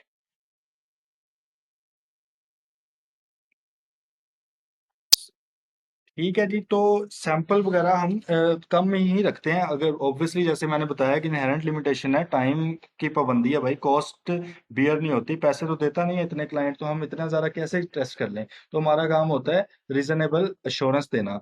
तो सबसे पहला तो हमारा जवाब है कि भाईजान बात सुने हमारी, हमारा काम रीजनेबल अश्योरेंस था। हमारा काम 200 की 200 ब्रांचेस को नहीं करवाना था। आपने यहाँ पे कोई फोरेंसिक ऑडिट नहीं करवाया हमसे, आपने सिर्फ एक एक्सटर्नल ऑडिट करवाया है जिसका पर्पस रीजनेबल एश्योरेंस है, वो हमने आपको दे दी है। और हमने उसमें रिपोर्ट में लिखा भी है कि जी हमारा काम रीजनेबल एश्योरेंस है, और हमने आपके साथ टर्म्स ऑफ एंगेजमेंट जो आइजा 210 हम पढ़ेंगे उसमें भी हमने यही लिखा था। आपने तो नहीं हमें कहा था कि एब्सोल्यूट एश्योरेंस दे। ये हो गया पहला हमारा उनके साथ जो जवाब। दूसरा हम उन्हें फिर अपने इनहेरेंट लिमिटेशंस का भी बताएंगे। हम बताएंगे जी हमारे पास कुछ लिमिटेशंस होती हैं, यही जो हमने पढ़ी हैं। उसमें पहली है कि जैसे सैम्पलिंग हमने की है, लेट्स से वो हमारे सैंपल में नहीं आई वो चीज़, वो वाली ब्रांच जो जहाँ पे ये इशू हुआ है, या फॉर एग्जाम्पल वो ब्रांच भी हमने सिलेक्ट की हो लेकिन वो जो ट्रांजैक्शन थी वो हमारे सैंपल में नहीं आई। हम क्या करें भाई? हमारे सैंपल में नहीं आई, that was out of our sample, तो ये एक लिमिटेशन है, हम इस वजह से नहीं बता सके। दूसरा ये है कि जो आपके इंटरनल कंट्रोल्स थे उनके ऊपर हमने रिलाय किया था, लेकिन अब किस हद तक रिलाय कर सकते हैं हम भी? हमने कुछ टेस्टिंग की थी, हमारे ख्याल में वो स्ट्रॉन्ग थे आपके कंट्रोल्स, लेकिन आपके कंट्रोल्स तो वीक निकले। तो इसमें मतलब हमारा कोई कसूर नहीं, हम एब्सोल्यूट तो नहीं देख रहे थे चीजों को। और तीसरी बात ये है, सबसे एक जरूरी बात ऑडिट के अंदर, के जो एविडेंस होता है ना ऑडिट का, वो परसुएसिव होता है, वो कंक्लूसिव नहीं होता, वो कोई हरफे आखिर नहीं है। लेट्स से आपने ऑडिट रिपोर्ट दी है, इसका मतलब ये नहीं है कि उस कंपनी का सब कुछ ही बड़ा बेहतरीन चल रहा है, बड़ा जबरदस्त चल रहा है, फाइनेंशियली बड़े क्रेडिबल है, इंटेग्रिटी बड़ी अच्छी है उनकी, ये उसका पर्पस नहीं है।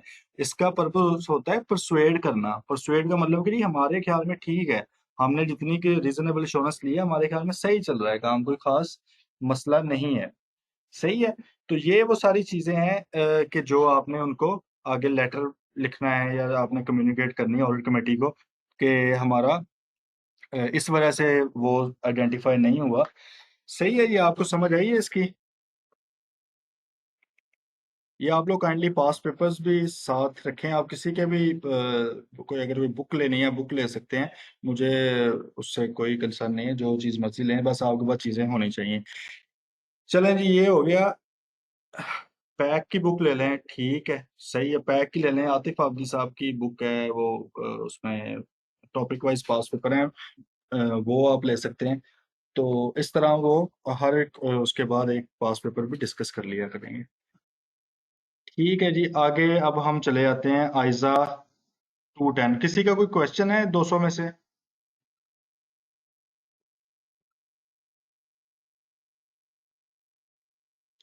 चलें आइजा 210 पर।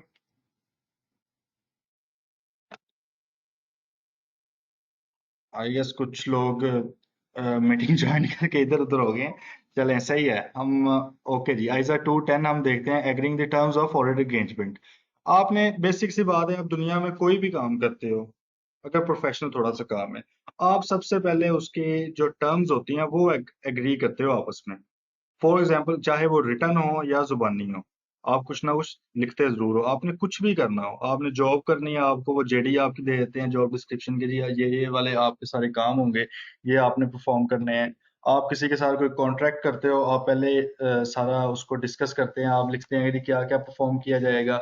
कोई भी चीज हो, इवन आपने इवन किसी ट्रिप पे जाना हो तो वो ट्रिप वाला आपको सारा पहले बताता है कि ये हम ये फैसिलिटीज प्रोवाइड करेंगे, ये वाली फैसिलिटीज प्रोवाइड नहीं करेंगे। तो इसको this is called terms of engagement.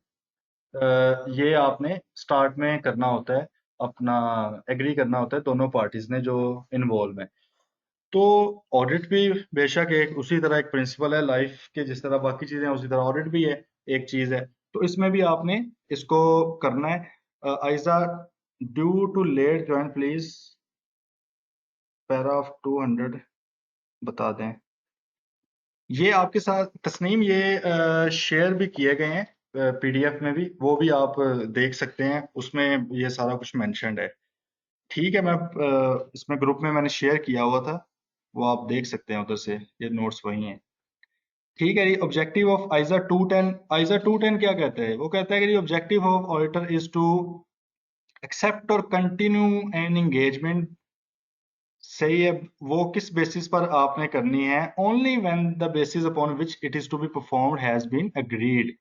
अच्छा, इसमें एक्सेप्ट और कंटिन्यू से क्या मुराद है? एक्सेप्ट से मुराद तो है फर्स्ट ईयर का ऑडिट, पहली बार आपके पास कोई क्लाइंट आ गया है तो उसको आपने एक्सेप्ट करना है या रिजेक्ट करना है, ये इन बेसिस पर डिसीजन होना चाहिए।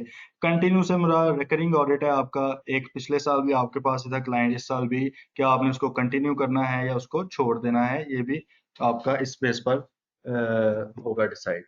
ठीक है जी। अब इसमें आप कौन सी बेसिस है वो? उसने कहा है कि establishing whether the preconditions are present और नॉट। प्री कंडीशंस मिल रही हैं आपको या नहीं मिल रही, ठीक है ये। और दूसरा ये है कि क्या कॉमन अंडरस्टैंडिंग है भी या नहीं मैनेजमेंट और आपके दरमियान, ये चीज भी आपने लाजमी देखनी है। फॉर एग्जाम्पल जी, उनको पता ही नहीं ऑडिट क्या होता है। लेट्स से जैसे अभी हमने ऊपर डिस्कस किया है, ऑडिट कमेटी जो उनकी क्वेश्चन में हमने डिस्कस किया है कि उन्होंने कहा 200 ब्रांचेस हैं, अब किसी एक में भी कोई फड्डा निकल आया तो जी ऑडिटर को पकड़ लो, इसने हमें क्यों नहीं बताया। तो इसलिए जरूरी है कि आप पहले टर्म्स ऑफ एंगेजमेंट सेट हों, उनको समझाओ कि भाई हमारा काम एब्सोल्यूट एश्योरेंस देना नहीं है, हमारा काम रीजनेबल एश्योरेंस देना है। और क्या वो आपकी बात को समझ भी रहे हैं? नहीं, नहीं समझे तो दोबारा डिस्कस करें उनसे, फिर आगे चलें, ताकि बाद में मसले मसाइल ना हो। ये आपने दो चीजें करनी है। प्री कंडीशन में क्या है? वेदर AFRF इज एक्सेप्टेबल और नॉट, ये चीज आपने देखनी है। और दूसरा है agreement of management on premise. Premise हमने जो ऊपर भी स्टडी किया था, वो इसको मैं अभी दोबारा लिंक कर देता हूँ, वही है। अच्छा, AFRF इज एक्सेप्टेबल और नॉट, जैसे कि हमने डिस्कस किया कि जी आपका जो AFRF क्या क्या होते हैं, हमने कहा कि ये आपके AFRF होते हैं। IFRS हो सकता है, फॉर SME हो सकता है, फॉर SSC हो सकता है, NPO के हो सकते हैं, और उसके साथ कंपनीज एक्ट के स्केड्यूल में डिस्क्लोजर्स आ रहे हैं वो हो सकते हैं।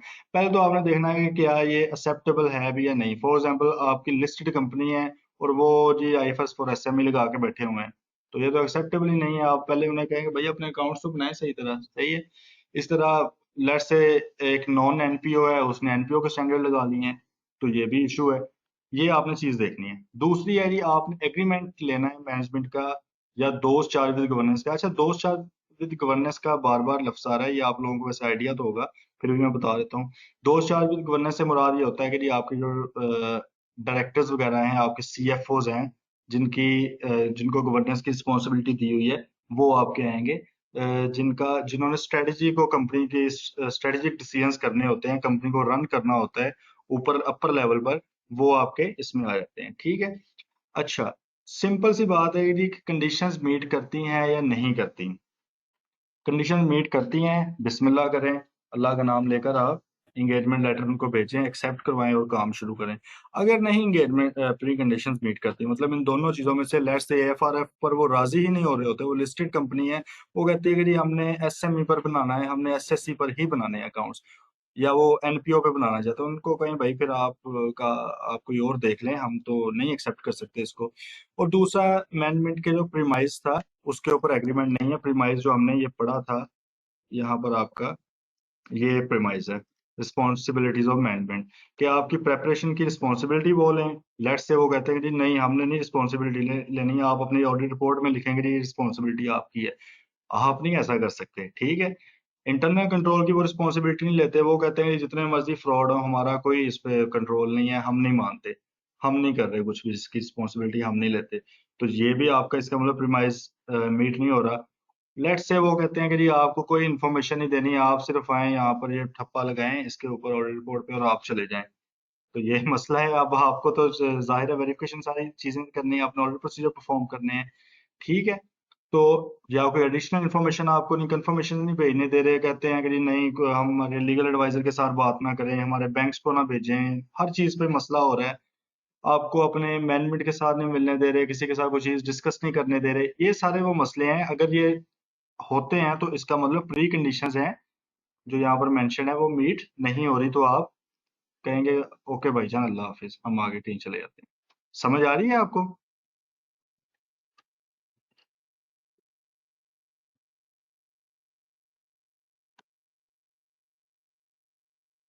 नहीं आ रही है समझ? काइंडली चैट बॉक्स साथ रखें, थोड़ा सा हाथ चला लिया करें।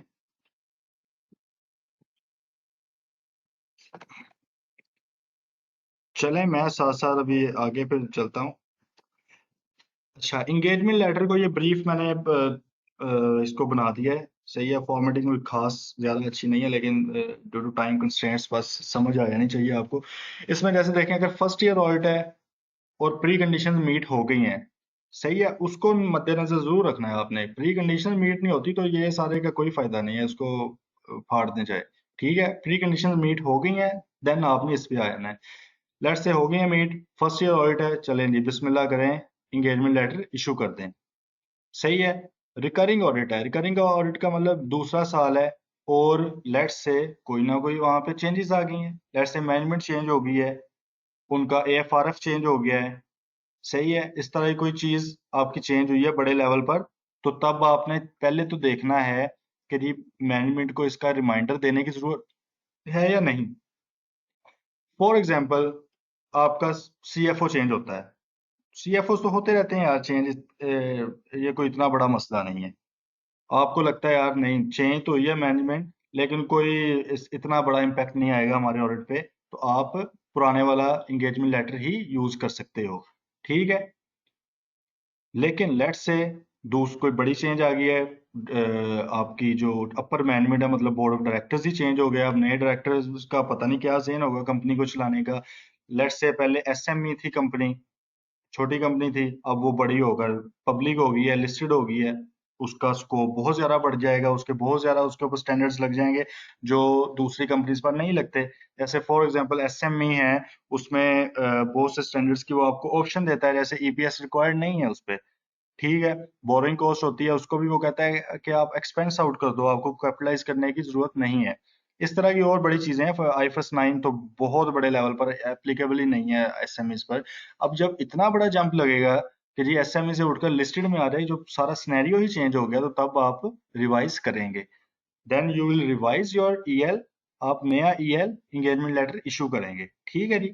अच्छा, अब लेट्स से जी के कुछ चेंजेस हैं वो आपसे मैनेजमेंट रिक्वायर करती है। मैनेजमेंट कहती है कि हमारे पास ये पैसे नहीं है इतने, आप 10 लाख मांग रहे हैं, हम आपको 5 लाख रुपया देते हैं, आप रीजनेबल इंश्योरेंस की बजाय ना हमें लोअर इंश्योरेंस वो ही दे दो, आप लिमिटेड इंश्योरेंस अश्योरेंस हमें दे दो। ठीक है, जिसको हम रिव्यू भी कहते हैं। अब ये देखें, ये एक बहुत बड़ी चेंज है आ गई है। अब आप देखेंगे कि क्या उसकी जस्टिफिकेशन जो मैनेजमेंट दे रही है वो सही भी है या नहीं। लेट्स से मैनेजमेंट कहती है कि हम हमारा जो है स्कोप वर्क का बहुत कम हो गया है, हमारे ऑपरेशंस बहुत कम हो गए हैं, हमें रिक्वायर्ड ही नहीं है एक्सटर्नल ऑडिट। सही है, तो आप ना हमें बस रिव्यू एंगेजमेंट दे दें, या दूसरा ये हो सकता है, लोअर एश्योरेंस से मुराद ये भी हो सकता है कि आप ज्यादा ना कोई खास देखें हमारे ऑपरेशंस को, हल्का फुल्का देखकर बस ओके करें। आप तब देखोगे कि यार उसका स्कोप वाकई क्या है, कितनी ट्रांजेक्शन है, कोई बहुत बड़ी ट्रांजेक्शन तो नहीं है। लेट से आप देखते हो कि बहुत छोटी मोटी सी ट्रांजेक्शन है, और आप एग्री कर जाते हो किसी तरह, नॉट ऑन रिव्यू, आप ये एग्री कर जाते हो कि कोई नहीं थोड़ा काम कर देंगे, जहाँ पे पहले 10 दिन में लेट से करना था 2-3 दिन में हो जाएगा, हमारा क्वालिटी भी कॉम्प्रोमाइज नहीं होगी, तो यहाँ पर आप क्या करोगे, इंगेजमेंट को कंटिन्यू करोगे, कोई इशू नहीं है। दूसरी तरफ ये है कि जी अगर वो रीजनेबल जस्टिफिकेशन नहीं है, वो आपको कहते हैं कि जी आप हमारा अच्छा भला सब कुछ चल रहा है, लेकिन हम हमें ना नहीं चाहिए आपसे ऑडिट रिपोर्ट, नहीं चाहिए आप ना हमें रिव्यू की रिपोर्ट दे दें, कोई हमें आप कोई छोटी मोटी और रिपोर्ट दे दें, हमें कोई आपसे मतलब ज्यादा सरोकार नहीं है, हमारा पर्पस हमने तो फॉर्मेलिटी सिर्फ एक करनी थी, वो फॉर्मेलिटी हमारी पूरी हो जाएगी। तो इस केस में जब आपका स्कोप ही बिल्कुल चेंज हो जाए तो आप विड्रॉ करेंगे। ठीक है, विड्रॉ करेंगे और आप दोस्त चार विद गवर्नेंस को रिपोर्ट करेंगे। उसके अलावा अगर कोई ज्यादा बड़ा इशू है, लेट्स से कोई फ्रॉड निकल आया था, कोई प्ली बार्गेन की थी डायरेक्टर्स ने नैब वगैरह के साथ, यहाँ पर अब इंटेग्रिटी का डाउट हो जाता है, शायद इसी वजह से उन्होंने आपको साइड कर दिया हो। तो इस केस में फिर आपने देखना है कि क्या मैंने लॉज एंड रेगुलेशंस के हवाले से किसी को बताना है कि भाई ये मुझे ऑडिट नहीं इन्होंने करने दिया, क्योंकि इन्हें डर था कि इनकी चीजें बाहर निकल आएंगी। ठीक है, ये आपको क्लियर है?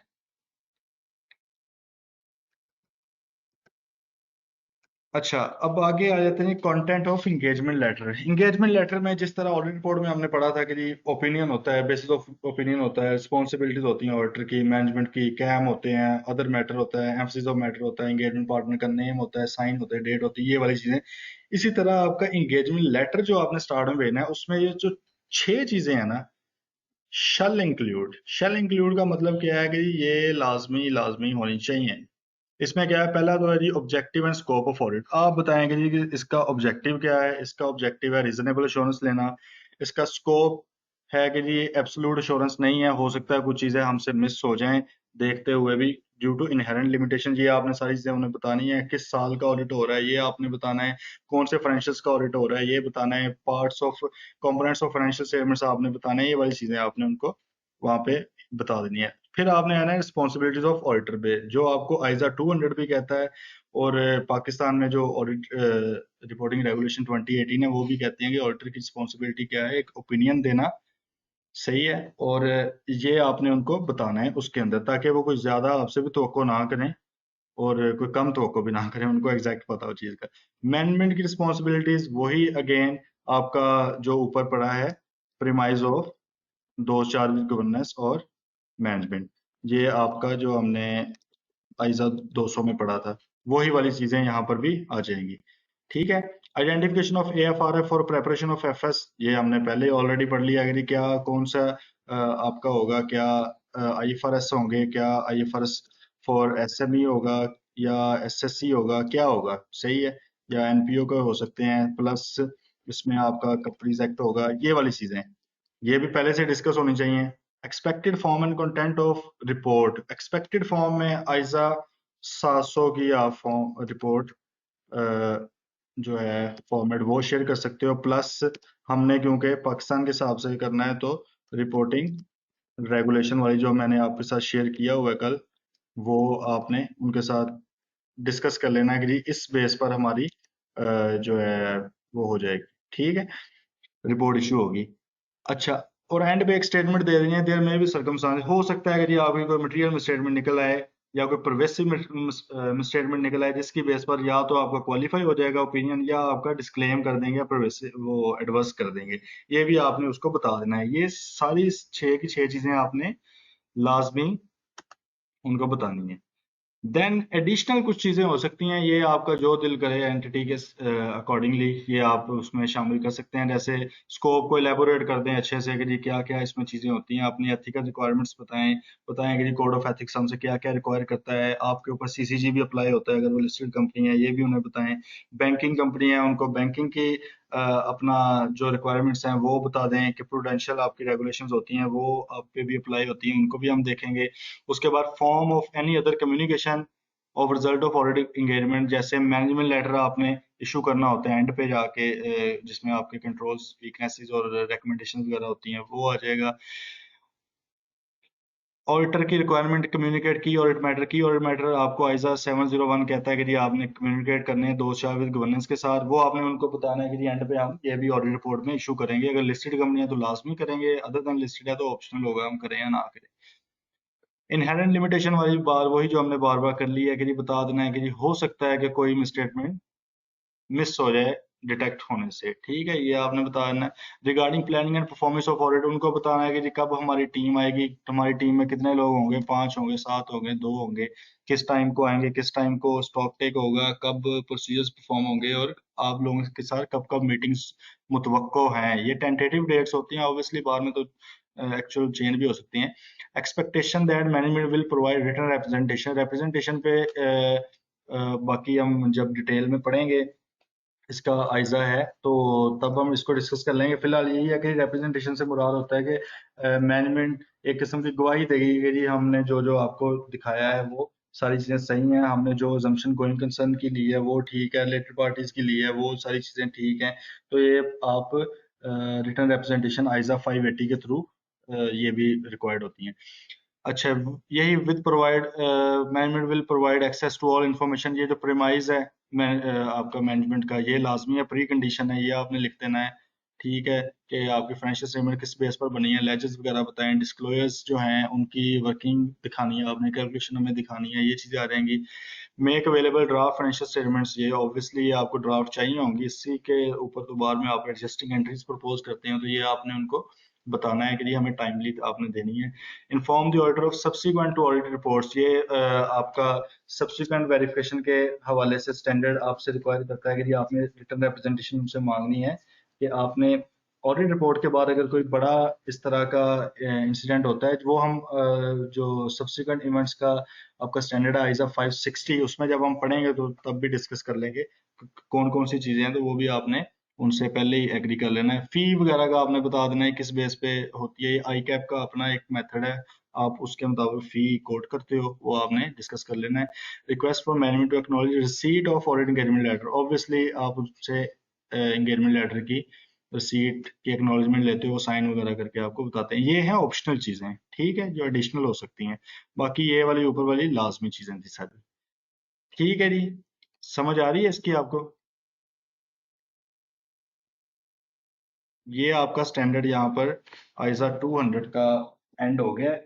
अभी हम इसका भी पास्ट पेपर आया हुआ है, इसका पास्ट पेपर था, ये तो आई गेस मैंने इधर ओपन भी किया हुआ था।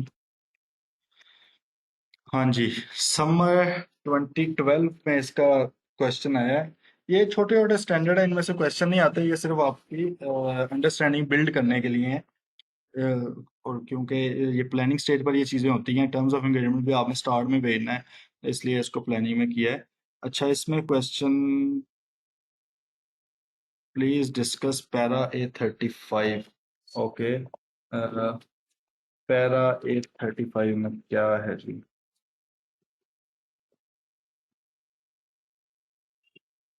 हम्म,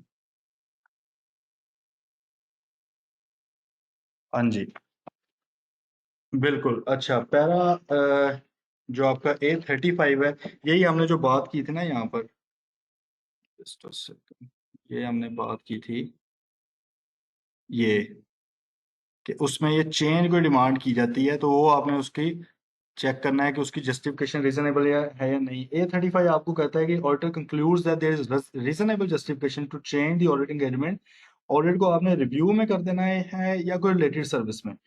तो क्या होगा, यदि audit work performed to date, उस डेट तक जो आपने परफॉर्म किया है, may be relevant to the change engagement, however the work required to be performed and the report to be issued would be of those appropriate to revised engagement। ठीक है, in order to avoid confusing the reader, the report on the would not include reference original and the original except whether it is changed to an engagement to undertake agreed program and the हाँ, इसमें वो simple सी बात है, इसमें वो कहता है let's say, जैसे मैं बता रहा था कि वो लो इंश्योरेंस की वजह से रिव्यू में लेट्स से चेंज हो गया है, उसमें कहा है कि जी आपने फिर क्या करना है, आप ऑलरेडी जितने प्रोसीजर परफॉर्म किए हुए हैं आपने देखना है कि क्या वो रेलेवेंट हैं या नहीं दूसरी के। फॉर एग्जांपल, आपने रिव्यू परफॉर्म अगर करना है, रिव्यू भी बेसिकली ऑडिट ही होता है, लेकिन वो लिमिटेड एश्योरेंस होती है, उसमें कोई बहुत ज्यादा काम नहीं होता। लेट से आपने स्टॉक टेक किया हुआ है, अब आप देख लेंगे कि जी आपने जो ऑडिट प्रोसीजर परफॉर्म किया है क्या वो रेलेवेंट है, ऑब्वियसली वो ये तो रेलेवेंट होगा। अगर आप रिव्यू परफॉर्म कर रहे हो फाइनेंशियल स्टेटमेंट्स का, तो रिव्यू के अंदर भी स्टॉक की एग्जिस्टेंस और वैल्यूएशन की जो असर्शन है वो आपकी मीट हो रही है, आपके स्टॉक टेक के थ्रू जो आपने ऑलरेडी परफॉर्म कर लिया है। स्टॉक टेक तो क्योंकि हम 30 जून को परफॉर्म कर चुके होते हैं ना, ये काम तो बाद में स्टार्ट होते हैं। बाद में terms of engagement letter for example हुआ है, उसने कहा है कि जी नहीं इसको नीचे ले आए, रिव्यू कर लें, बाद में इशू हुआ है। आपने जो पहले से ऑलरेडी परफॉर्म किया हुआ है वो उसकी बेस पे आप ये भी आप रेलेवेंट हो जाएगा आपके रिव्यू में भी वो वाला ऑडिट प्रोसीजर। दूसरी बार ये है, फॉर एग्जांपल आपने कैश काउंट परफॉर्म किया हुआ है, उसका भी आपने बैंक कंफर्मेशन भेजी हुई हैं, उसका भी जो जवाब आता है वो भी रेलेवेंट है आपके साथ। आपने लीगल एडवाइजर वगैरह को, टैक्स एडवाइजर को जो भेजी हुई है, तो वो भी आपका रेलेवेंट आ जाता है। सही है। लेकिन उसने कहा कि जो बाकी वर्क आपने परफॉर्म करना है उसके ऊपर, वो आपका उन स्टैंडर्ड्स के मुताबिक होना चाहिए जो रिक्वायर्ड करते हैं। जैसे अदर इंश्योरेंस के जो स्टैंडर्ड्स हैं ISAE वाले, वो जो रिक्वायर्ड करते हैं, या ISRS वाले, उनके मुताबिक आपने परफॉर्म करना है। लेट्स से अब क्योंकि रिव्यू एंगेजमेंट तो कहती है कि जी आपने लिमिटेड काम करना है। अब फॉर एग्जांपल आप फिर भी 2 महीने लगाने लग जाएं, जब ये अग्री हो जाए दोनों के बीच, ये रिव्यू की एंगेजमेंट है और आपने लिमिटेड काम करना है, वहां पर भी सब्सिक्वेंट वेरिफिकेशन करते रहो, इनवॉइस टेस्टिंग करते रहो, जो रिक्वायर्ड नहीं है। सही है, वहां पर लिमिटेड प्रोसीजर रिक्वायर्ड है, तो ये सही नहीं है। आपको उन्होंने कहा है कि जी आप रेलेवेंट स्टैंडर्ड के ऑडिट प्रोसीजर परफॉर्म करोगे और रेलेवेंट स्टैंडर्ड की ही आप रिपोर्ट पेश करोगे। अब आपने फॉर एग्जांपल एग्री हो गया कि आपने रिव्यू परफॉर्म करना है, वहां पर जाकर आप ऑडिट रिपोर्ट नहीं इशू कर सकते, दैट वुड बी इलीगल। वो आपके ऑडिट रिपोर्टिंग रेगुलेशन के हवाले से भी गलत हो जाएगी और आपके जो स्टैंडर्ड्स रिक्वायर करते हैं उस हवाले से भी गलत हो जाएगी। स्टैंडर्ड आपको कहता है कि जो आपने सर्विस परफॉर्म की है उसकी आप अपनी रिपोर्ट इशू करें। ठीक है। दूसरा उसने यही कहा कि जी आप जो है reference include, original audit engagement का रेफरेंस इंक्लूड नहीं करेंगे। ऑब्वियसली जब आपका वो काम ही नहीं है, अब वहां पे आपने कोई रिपोर्ट लेट से इशू किया, वहां पे लिखते फिरेंगे जी हमने स्टार्ट में ऑडिट किया था, एंड यूजर वहां पे कंफ्यूज हो जाएगा जी कि आपने अगर ऑडिट स्टार्ट किया था तो आप क्यों आ गए हैं इसके ऊपर। अब उसको तो नहीं पता आपके दरमियान क्या बात हुई है आपकी और मैनेजमेंट की, किस बेस पे आप कोई वो जस्टिफिकेशन रीजनेबल लगी है चेंज की। तो बिला वजह उनको उनके कंफ्यूज करने से रोकने के लिए उन्होंने कहा कि जी आपने रेफरेंस ओरिजिनल ऑडिट एंगेजमेंट का नहीं देना। सही है। और ना ही आपने कोई रेफरेंस देना है कि जी हमने ये प्रोसीजर पहले परफॉर्म किए थे, ये वाली चीजें इस तरह की थी, अनलेस वो एग्रीड अपॉन प्रोसीजर्स हो। एग्रीड अपॉन प्रोसीजर को आप शिफ्ट किए हो। एग्रीड अपॉन प्रोसीजर में ये होता है ना कि मैनेजमेंट ने जो जो आपसे प्रोसीजर परफॉर्म करने हैं पहले ही बता देती है। वो कोई रिव्यू एंगेजमेंट, वो कोई इंश्योरेंस की एंगेजमेंट नहीं होती। उसमें वो कहते हैं कि लेट्स से आपने हमारा स्टॉक टेक फिक्स एसेट्स आपने सारे गिन के देने हैं। आप फिर उन्हें बता सकते हो कि जी जब हमने पहले ऑडिट कर रहे थे ना, उसके अंदर हमने इनकी 2 ब्रांचेस के फिक्स एसेट्स किए हुए थे, बाकी जो 98 ब्रांचेस है उसके अब कर देंगे। ठीक है, तो सिर्फ इस केस में आप रेफर कर सकते हो। ओके, क्लियर है ये?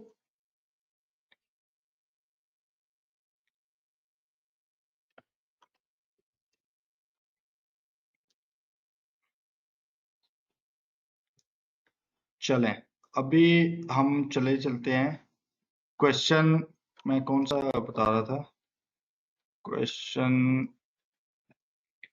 समर 2012 का है जी क्वेश्चन आपका। Just a second. क्वेश्चन 5 का पार्ट 1, क्वेश्चन 5 का पार्ट 1। हाँ जी, क्वेश्चन 5 का पार्ट 1। अच्छा, वो फिर ऊपर जो मैंने विंटर 8 का लिखा था ना, वो क्वेश्चन 7 था। विंटर ये क्वेश्चन 7 था। ये आप देख लीजिएगा, सिर्फ एक बार ये है। और आइजा 210 में आ गया है जी आपका समर क्वेश्चन 5 का पार्ट 1। ठीक है जी, इसको हम अभी देख लेते हैं। ये देखें क्वेश्चन, कहता है कि a regulatory body has recently revised certain requirements pertaining to the information to be disclosed in the financial statements of one of your existing clients। उसने कहा कि कोई ना कोई चेंजेस आ गई हैं। रेगुलेटरी बॉडी, कोई लोकल बॉडी थी, उसने कहा कि आप इंफॉर्मेशन जो डिस्क्लोज करें उसमें ये चेंजेस कर दें। These requirements may be in conflict with the financial reporting framework being followed by the client। For example आपका क्लाइंट जो है वो लेट्स से आईफर्स उसने अडॉप्ट किए हुए हैं। आईफर्स तो अब कहते हैं अक्रूवल बेसिस ऑफ अकाउंटिंग चलना चाहिए। लेट्स से किसी वजह से कोई आया इशू, उन्होंने कहा कैश बेसिस पर कर दो। अब ये कॉन्फ्लिक्ट आ गया बहुत बड़ा। ये वैसे तो मिस स्टेटमेंट है ये, ठीक है। उसने कहा है कि you have informed the client that in view of the possible conflict the audit report may require a modification. आपने उनको बताया कि जी हो सकता है कोई मॉडिफिकेशन हमें लानी पड़े क्योंकि ये स्टैंडर्ड के मुताबिक नहीं है। लेकिन वो आगे से कहते हैं client has express its reservations over the issue and requested you to avoid modifying the report. उसने कहा मॉडिफिकेशन आपने नहीं करनी, ठीक है, आप वैसे ही दें। अच्छा, मॉडिफिकेशन जो है ना, सिर्फ ओपिनियन को मॉडिफाई करना, मतलब कि कोई क्वालिफाई करना, वही मॉडिफिकेशन नहीं है। अगर आपका कोई एम्फसिस ऑफ मैटर पैराग्राफ आ जाता है, अगर आपका अदर मैटर पैराग्राफ आ जाता है, तो फिर भी आपकी रिपोर्ट मॉडिफाई होगी। क्योंकि आइजा 700 जो है ना, वो देता है आपको अनमॉडिफाइड रिपोर्ट, उसको अनमॉडिफाइड आप नाम देते हो। या आपने अक्सर सुना होगा ना कि क्यों ये लाइन कहते हैं यार मॉडिफाई की, मॉडिफाई की बात क्यों कर रहे हैं, पहले क्या थी ये। तो पहले ये अनमॉडिफाइड मतलब सिंपल रिपोर्ट थी जो हम शेयर करते हैं। आइजा 210 कहता है ना कि आपने एक expected form and content of report share करना है मैनेजमेंट के साथ। वो जो हम शेयर करते हैं वो होती है आइजा 700 की सिंपल रिपोर्ट, उसमें अंदर कोई चीज नहीं होती। लेकिन आप जब उसमें कोई चीज और डालते हो, चाहे वो एमसीडो मैटर पैराग्राफ ही हो, वो अदर मैटर ही हो, बेशक वो क्वालिफिकेशन नहीं है, डिस्क्लेमर नहीं है, देन स्टिल वो मॉडिफाई हो जाती है। अच्छा, उसने कहा है कि जी, तो ये इस चीज को ना आपने क्वेश्चन में देखना है कि मॉडिफाइंग देखकर आपने फौरन ये नहीं सोच लेना कि जी क्वालिफिकेशन की है तो बात होगी। मॉडिफाइंग से मुराद कोई भी एडिशनल चीज है। अच्छा, उसने कहा जी इसको आप अवॉइड करें। अच्छा, क्वेश्चन क्या है, क्वेश्चन कहता है कि जी based on the requirements of ISAs draft and appropriate response to the client explaining the possible reasons for modification and the circumstances in which such a modification may be avoided। ठीक है, इसको हम देख लेते हैं। इसमें ये है कि जी आपने सबसे पहले उनके साथ डिस्कस ये करना है कि हम सबसे पहले असेस करते हैं सिचुएशन को, सिचुएशन है क्या। ये जैसे मैंने आपको एक एग्जांपल दी है कि हो सकता है क्रूअल बेसिस पे, कैश बेसिस पर चले गए हो, किसी ने ये कह दिया हो, तो ये आपने पहले सबसे पहले ये इसको देख लेना है उनके साथ डिस्कस करके। उसके बाद आपने ये देखना है कि क्या ये जो एडिशनल रिक्वायरमेंट है, अगर हम कोई कोई डिस्क्लोजर दे दें, एडिशनल डिस्क्लोजर कोई हम ऐड कर दें, तो क्या ये उसके साथ मीट हो जाएगी। ये चीज आपने उनसे पूछना है और उनको कहना है कि भाई कोई एडिशनल डिस्क्लोजर हमें दिखा दो। ठीक है, फॉर एग्जाम्पल अगर एडिशनल जो रिक्वायरमेंट्स ये जो भी है वो मीट नहीं हो रही, तो इस केस में हमें फिर क्या होगा, जो AFRF है उसकी डिस्क्रिप्शन चेंज करनी पड़ेगी। AFRF क्या, मैं आपको वही जो हमने डिस्कस किया था, ये यहाँ पर जो हम लिख रहे हैं कि जी हमारी कंप्लायंस है, तो हमें फिर बताना पड़ेगा जी हमारी कंप्लायंस इन स्टैंडर्ड्स को या इन इंटरप्रिटेशंस को छोड़कर है। सही है, हम पूरी की पूरी कंप्लाई नहीं कर सकते। यहाँ पर पूरे आईएफएस का मतलब ये लिखा हुआ है कि जी सारे के साथ कंप्लाई हो हो रहा है। तो हम ये उन्हें कहेंगे कि जी ये चीजें छोड़कर बाकी के साथ कंप्लायंस है। ये हम डिस्कस कर लेंगे। बाकी बार में हम उन्हें कहेंगे कि जी क्या ये जो आपकी जो चेंज आ रही है, उसको ऑडिटर इस चेंज पर कोई अपना इसके ऊपर रीजनेबल एश्योरेंस ले सकता है या नहीं ले सकता। सही है, ये सारी चीजें आपने उनके साथ डिस्कस करनी है। अगर तो आपके साथ इनको एग्री हो जाते हैं कि जी हम कोई एडिशनल डिस्क्लोजर दे देते हैं या आपको कोई एडिशनल इन्फॉर्मेशन देकर तसल्ली हो जाती है, फिर तो वेल एंड गुड, आप उसको इनकॉर्पोरेट कर दें। अगर लेकिन वो नहीं कर पाते, लेकिन स्टिल वो बजिद हैं कि जी हमने ये करना ही करना है, तो आप उसकी मटेरियलिटी देखेंगे उसमें स्टेटमेंट की, कि वो कितना कोई क्या वो परवेसिव है या बस मटेरियल है। उसमें स्टेटमेंट की बेस पर या तो आप उसको अपना क्वालिफाई कर दोगे या आप एडवर्स ओपिनियन दोगे। और अगर वो कोई भी आपको इन्फॉर्मेशन नहीं प्रोवाइड करे, तो ये स्कोप लिमिटेशन होगी। स्कोप लिमिटेशन की बेस पर भी आपने देखना है कि जी क्या ये आपका क्वालिफाई होना चाहिए, या इसको अगर परवेसिव है तो डिस्क्लेम। लेट्स से अगर जो मैंने एग्जांपल दी थी कि अक्रूवल से कैश भी आ गई, ये तो परवेसिव है ना, ये तो आपका पूरा का पूरा आईएफएस ही उसने उठाकर साइड पे कर दी है। तो इस केस में आप उसको डिस्क्लेम भी कर सकते हो। ठीक है, ये आपका आइजा 210। इसमें सारी की सारी चीज ये इस क्वेश्चन में टेस्ट किया हुई है। टेस्ट ये हुई है कि ये आपकी ये जो चेंजेस आती हैं उसको आपने देख लेना है। यही ये चेंजेस की बात ही है, ये वाली प्लस आपकी जो प्री कंडीशंस थी, ये आपकी मीट हो रही हैं कि नहीं हो रही। ठीक है, क्लियर हो गया।